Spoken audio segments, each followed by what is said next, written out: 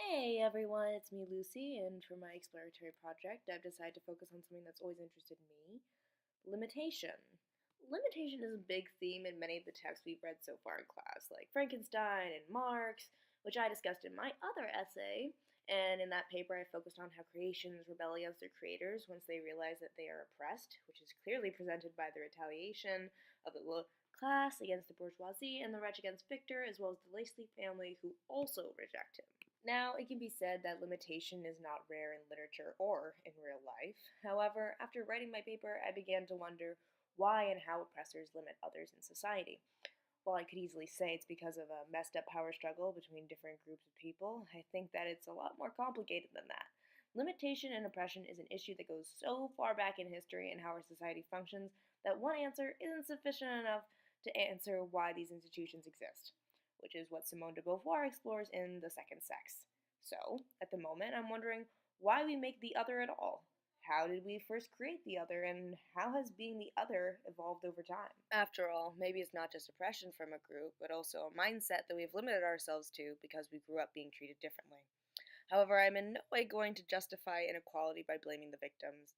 I am asserting that because of oppression, many people have grown up accepting injustice to just be how it is. This is false. However, because we start acknowledging that we are treated differently, we have been divided into two different beings, self and the other, which is one of the key points in W.E. Du Bois's book, The Souls of Black Folk, in which he talks about double consciousness and the veil separating people of color from white society. Let me be clear when I say that being oppressed is not something that people agree and submit themselves to willingly.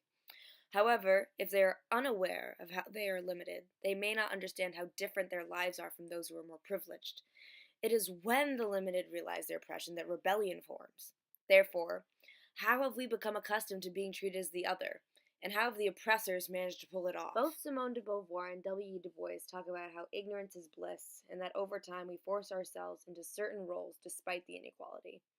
We may even start to discriminate others like us into submitting to the society that the privileged have demanded we play a part in.